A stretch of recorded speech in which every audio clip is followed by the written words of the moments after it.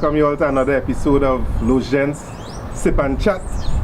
Today on the panel, as we call it, we have Mr. Russell Ramkisoon, my brother Clee, myself, Chef, and Beach. Right, by now you're all supposed to know all the members of the team here right now. I think they won't really know me, but I know. Well, all they need to know this man. I ain't sure about that, but alright, go on. Right, so we realize now in our social media, we did an article on depression, and the inbox became inundated with messages about, you know, they really appreciate that, having men open up. And you know, we realize there's a real niche out there, it's a real thing that men really don't open up. Men don't talk about the emotions, men don't give up themselves easily. So basically we're trying to find out today from the team, and well, we'll take your input when you all respond, why men don't talk, why men don't open up emotionally when it comes to matters of the heart, feelings, these kind of things. Why you all think? So Chef, how would you start it off? You just open up? Me, well, I always say my life is an open book, eh? No, seriously, I tend to be open and make a joke about everything. That's just my personality. I would open up, but there are a lot of things that you just keep on the inside, boy.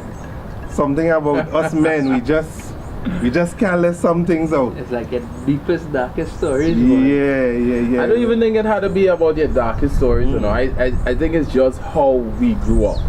You understand? Right. Because a simple thing, I grew up with sisters. You understand? Right. They fall down, my mother argue, what you all doing outside? Go inside.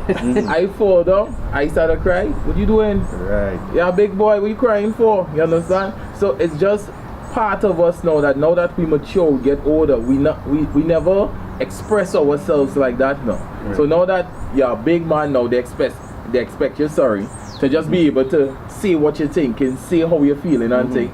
But if you're spending the last 18, 20, 25 years, right. Chef in your case 45, or more. You know?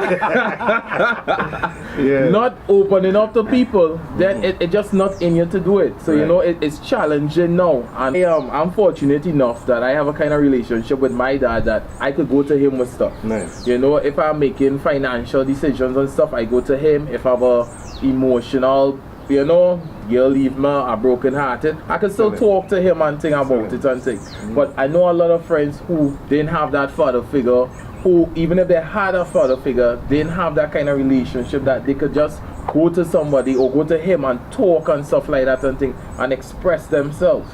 You know, so I think that does play a big part of it as well, you know. I agree. Two things come to mind here. First, we're talking about the social conditioning of men on the whole. You know, don't cry, don't sweat off, he's a man now. So we see that as the first issue. And you mentioned something there that triggered a thought in my mind. As you mentioned being able to talk to your father. I remember in our Father's Day episode, same Sip and Chat. Yeah. You know, we had men who didn't have a father to talk to. Correct. And Beach, you could tell us a little more about how it was for you growing up. And why you think, in your opinion, men don't open up generally, emotionally. Alright. For me, no. I didn't grow up with my father. So it was a different scenario. And not only that, I am the oldest of 6 children. So, like you were the father there? Well, you had to be a kind of guide to your younger siblings. In addition to which, even though I grew up among a lot of family, because I lived in a household where we had about 10 people. Nice. Because you can't pinpoint or sit down with everybody to individual. Sometimes you keep stuff to yourself. Right? So a lot of times you're figuring stuff out for yourself. For me, I figured it. And then again, even though you grew up in a large family, I was still quiet and to myself. So for a lot of things, I kind of kept stuff to myself. I tried to figure out stuff for myself. So a lot of things that I learned by trial and error. I would get advice along the way, and sometimes it's only when you reach the point where you can't fix something, where you're really at a point you can't do it, you seek help. Right. And I think it's because you don't have the father figure, but also because you learn within yourself that you want to try to figure out stuff for yourself. Right. You want to be the man. Yeah, you want to be man. You see, and it's a natural thing. Just saying that's being a man, you know. You want to be Figuring it you out want to yourself. be the man, but you want to be somebody who could rely. If in this case you want to be someone who could rely on yourself. Correct. Right? I want to be someone who could rely on myself. Well, you know, women don't say that. It's like, men don't like to ask for directions. Yes. You understand? A simple thing like that. We just would not ask for direction. We will figure it out, you know. And I guess that's part of it because we so accustomed to being in charge and, you know, not depending on other people. You know, it have certain things that just say you are the man you're supposed to do. Right, that's the manly you know? thing to do. That's the manly Yeah. thing to do. And one of the manly things is not talking or expressing yourself or, you know, having too much emotion. You know, you will go and watch a movie and, you know, you see a man crying and you're like, what's going on with you, boy? No, you might want to cry too, you know, but you ain't going to let them tears flow because you're not, as far as you're concerned, you're not allowed to. You understand? So, because people will look at you differently, or at least you have this perception that people will look at you differently if you crying on stuff like that and things. Societal conditioning. Because And I mean that is actually it, you know, because you see, people, it's a label that was attached, or you learn that a label was attached to crying as a child. Mostly, so you grow up that way thinking, hey, you know, if I cry, that ain't gonna be right. You're Or soft. or you go out with a girl, you go cinema, well, you're probably going to watch Titanic, and you start to cry. You go say, the girl go say, well, wait. I don't think this is a true story. Nah. But you know, the girl would think, you in your head will think that if I cry in front of this girl, she might say, but he's a sissy boy, what going on with him? He's not no man, he's not no manly man. And that may not be true. You may actually have everything intact, but just you're very emotional. You like to express yourself, or you're free to express yourself, I would say. You don't put no shame behind anything, but again, she wouldn't know that. She wouldn't know that unless you talk. So I think we need to express ourselves, we need to talk, but again, the label that was attached to it from a kid growing up, we were conditioned a particular way. That is correct. We were conditioned. I totally agree. But somehow, I mean, and if we're honest, when we go in the rum shop or the bar, or even at home, or even in a sip and chat session, if you're having enough sips, somehow you find like your things tend to open up. The thing is, it don't even matter to be the alcohol. It's just that there are people and there are certain settings where you feel more comfortable. Correct. Safe space. Yeah. You have a safe space. So in the case where you're among friends, you're sort of in a bar, you're liming, you might be able to come out more. You might be able to express yourself a little more than you would be conventionally when you're home with your girlfriend or you're home with your wife. Or especially if one of the guys come out first. If you hear a next man say it and you say, why? Well, I'm not the only one. You get comfortable and then you start to express yourself as well. But sometimes to be that first person now, to actually come out and say, well, this going on and stuff like that and thing. But I mean, Anthony, if your wife beating you, I mean, we here for you. I expect you to, you know. They're not the right forum for it, but we here for you. Yeah, well, I'm not getting it. That's not something I don't worry about. No, clearly, you're so right with that. In terms of not misery like in company, but it tends to, once the floodgates are open, once somebody cracks that little lever or the dam just have a little crack in it, you find, boom, everything, it just keeps coming out. You just open up. And if we don't open up, we tend to bottle it up, it tends to explode. Correct. You might take it out on our partner. Take it out at home. You might take it out at your workplace on a co-worker. You understand? Because it leads to a lot of frustration and stuff like that and thing. And, or you know, sometimes on your workplace, your work quality starts to suffer. You're known as being able to do something. You just leave everything to Friday could fall on Monday. You are right. And because you're not expressing yourself, or you're not able to confide or even tell anybody what is wrong, things just falling apart, right? All around you. You letting things fall apart. But because you're not letting anybody know, nobody is able to help you. Advice. So in other words, you're depressed. And nobody know you're depressed. And because you're already not a talker, they are accustomed to you. Because a lot of people just tell me, why I never see you vexed. Why I never see you sad, you understand? But I tell people I'm human too, you understand? You know, I might cry, I will get vexed, but people don't know that side of me. They only know me to be happy or going like you, Chef. Right. When Chef and I bunks up, it live, it fun, it vibes and things, but you know, people don't know that side. And now we have a forum like ours, the Sip and Chat. Yes. You know, that give a voice, you know, and we will talk about things that other men want to talk about too. You understand? And now, so it come like we being the ones who take the first step. So we are the ones who put any crack in the dam there. We open the flood. Yeah, exactly. You understand? So now other men now could come on, hit us up on IG, Facebook, and they could ask us questions, and you know, we will respond, and hopefully they could talk to their friends as well and things, because it's not only about talking to us or to our group or anything like that, but it's just about men expressing themselves, and you know, knowing that what we have a forum that you could talk on, but you could create your own forum if, just by, you know, getting some fellas together by a bar anyway and just having a conversation. You can even start a lively discussion right there on the comment thread. Correct. Right? Because it's easy for you to pull stuff from other people's experiences and understand. Somebody will have a different perspective in dealing with something as opposed to you. And that in itself may help you get some clarity in it. Right. It brings me back to a thought I was having about the Trinidadian male growing up. If there's one thing you had to be, and as a Southman player, you had to be able to take talks. Of course. Well, you had to be we should know about that too. You're right. You can't go Benedict and can't take talk. Correct. You have to be a kind of a thick skin. If you don't have that, it will crack it, it will break it, it will destroy your mental health. So I think naturally we have as a nation, as young men in the nation, grown up in that kind of tough, you know, able to take talk kind of way. But you know, having said that, I bring up something else. Right. Not only about South, it's about school. Because when you go to school, if you you can say what you want about adults, children are cruel. You understand? And I remember some of the things that we did when we were small, and as a big man now, you're like, wow. You understand? You know, some of the jokes, some of the actions, you know, I mean, it was, the names you call people and stuff like that and thing. And if you, as you correctly say, if you didn't have a thick skin to take all of that, you know, because, I mean, these are people who emotionally battering you, and you have to take that with a smile and come back with a, you know, and you can't be crying, you can't look sad, you know, so you have to be emotionally tough even then. So even that does help condition you as well. And you know, now they call it bullying. So now that is no longer acceptable in our society.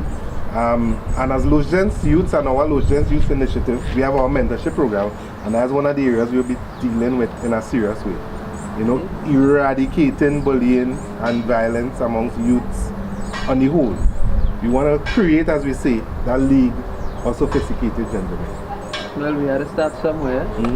But back on the topic with men and the depression and not opening up. Right. You ever see a father cry? Wow. You ever see a father cry? And you know Big what? I think that have a serious thing to do with how we are conditioned and why we would not cry and open up. Because me looking back, I never see my father cry. I never see him be emotional, other than being happy with us. And that type of, I never see him be sad or be down about something. He never showed that to me. I see him vex when he was sharing licks though. well, yeah, I mean to say. No, we see, to me I see all sides of my dad. But I never see my dad cry. I do think I never see my father cry with happiness. Like when I passed with CXC and I did well and I excelled, I saw the the tears of joy. But with sadness or anything on that side, I can't say I ever see it, but I think that have a big part to it.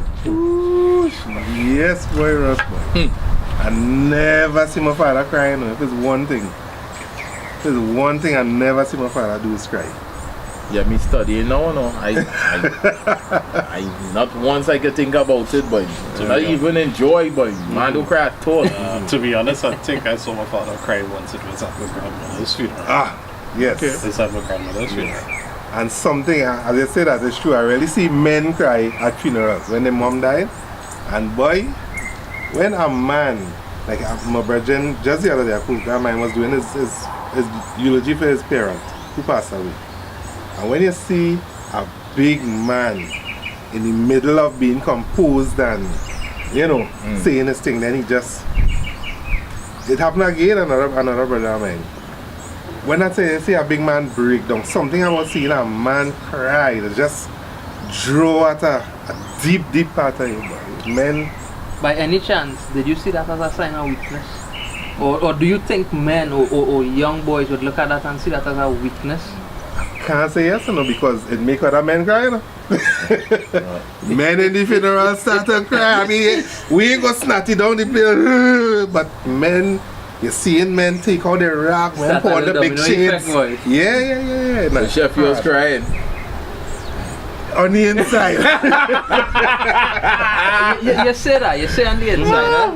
But you think men cry in different ways, maybe not by tears, but maybe by talk, by speaking. Well, the first thing, we were down conditioned that way, and we conditioned to think it was a sign of weakness. But in our dads not crying, thinking, you know, they don't want to show weakness to the boy children or the children on the whole. You know, he could have been doing something bad, eh? I mean, the path to hell is paved with good intentions. So now we have a whole generation, that's us, you know, thinking the same machismo kind of way. Men ain't supposed to cry, men just don't cry. Bad man don't cry, Bad man don't cry. But we talking about changing the narrative and with our youth, Los Gents Youth initiatives and among ourselves, I think we could really make a difference in terms of men opening up. And what you're raising there is a good point, and Beach was alluding to that earlier, that men don't always cry outwardly, you know, in terms of snot and tears. But we cry in different ways, you know. And if you want to share some of the ways you all may cry, quote unquote cry. Bad man don't cry. You're sticking to that story. I know the story, I know. No, but it's necessary sometimes to find a way to channel that sadness. Even if, for instance, you put on a sad movie or you put on something, you sit down by yourself. Bitch, like you use that for excuse already, but like you put on a movie and cry. Well, In the last 20 years watching 7 pounds. I had all talk about it the other day. The other day, The Pursuit of Happiness come on and I watch it. Big movie though, but big movie. The tears come out, you know. Bathroom scene. Sometimes you have things just thing inside, you don't know how to let it come out. You see a scene that you could relate to or something that touched you. It hit home. It hit home. And your tears come out. In some ways, even crying, even if it's just by yourself, it's therapeutic. Right? Yeah. And sometimes you have to encourage other young men, even if, for instance, they have their own unique ways of crying. And sometimes letting out a cry from time to time is a good thing. And there's nothing to be ashamed about either. True. For me, I like music. Music is a good way of me, you know. I listen to music and thing, especially when I be feeling emotional and thing, I turn to music and stuff like that and thing. If I don't have somebody to talk to, that is my outlet right there. Choose the correct song, so let the music say what you're thinking, Correct, what you're feeling. right. Yeah. I know about that. How they say they have a Bob Marley song for anything you might be going through, any emotion. Have a Bob Marley song for it. I'm going to swing this one down really quick. Last time you cried, Rusty, if you remember, just briefly. Boy, when and why? I can't remember the exact, well, when, but it would have been maybe a couple years ago, maybe 2-3 years ago. And it was with my wife. I was under some financial strains at that time. I didn't know who to turn to, and I just sat on the bed and I started crying. And my wife watched me. She said, "What happened?" And I started telling her everything I was going through at that point. And after she talked to me, I was good to go. And I respect my wife for that because she stick by me. You understand? I see you talking about that and I see like, well, yeah. because you take me to emotional place there, and as a man. Good. That's what the sip and chat is about. Yeah, we have to walk with some napkins on the table, boy. Please, you didn't get away. Last time you cried, and why? I think that was puberty, boy. We listen. But honestly, the last time I cried was when, boy. I really can't say, you know. You better ask. Give me one time you cry. Give me one time you cry. Let me think about it. Alright, bitch. Last time you cried, and why? Last time I cried was the day of my son's. Wow. Yeah. Tears of joy, boy. Yeah, well, it's the processing of it afterwards. I mean, let's see, because as we explored in the last episode, he was born at 3. He left the hospital at 4. Got to my mom's house at about 5, 6. Get stuff together. Went back in the hospital and came back. It's only after that the gravity of realizing that son born healthy. He has no issue. He have no physical issues or anything, and this is yours to present to the Flesh of your flesh. yeah. And your wife okay as well. And your wife okay as well, because it was major surgery as well. It hit me that the gravity of it is tears of joy and it's tears of relief that all this, the events over the last 24 hours just went okay and everybody's quite fine. But you was in the presence of anybody when you break down? No. That was home alone. I realize you really need them napkins and Chef, what about you? Before we get to clear, let me clear and follow No, that. I mean, Chef, what about you? I mean, I don't cry often, if at all. But I remember my great-grandfather's funeral. That was way back in 95. About schoolboy age, Way, chef. I don't know if I did born yet, but It was a youth. No, but the thing about it, boy, his eulogy wasn't somebody reading a eulogy. He basically was prepared to die. He knew he was happy. I remember visiting him. He was going through his old birth certificates, ID card. So he was ready. He was probably spiritually prepared. And he did his eulogy was himself talking. So listening to him talking, blessing all his children, all his family, grandchildren. And then at some point he just stop and say, I wonder what them children would think when they realize daddy gone. Oh gosh! Watch that! Shambles. it didn't have a dry eye. That's not tears! Everybody turn around. Ashamed, but I had to let it out, man. I had to let it out. Yeah, and it was therapeutic. And sometimes, I didn't really cry out on these things, but sometimes you're watching a little movie, anything now, and you realize A little dust coming going out. Yeah. I had a tragic incident with my cousin recently, and it came to my eyes about 10,000 times, fellas. I ain't gonna lie.